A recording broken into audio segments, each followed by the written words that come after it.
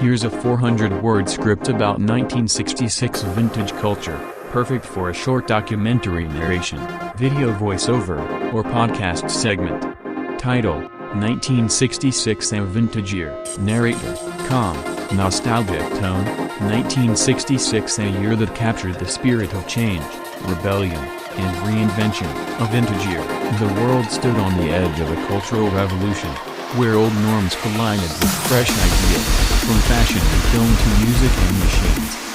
1966 left a mark that still lingers today.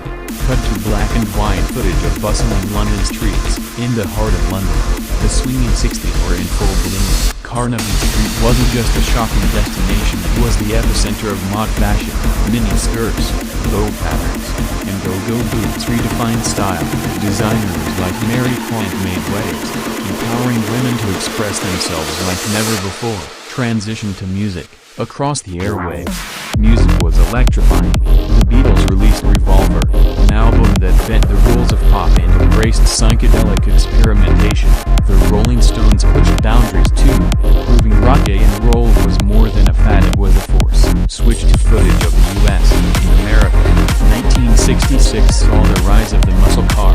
The Pontiac GTO roared down highways, becoming a symbol of speed, power, and youth. Meanwhile, color television was becoming mainstream, changing how families consumed news and entertainment. Cut to film reels.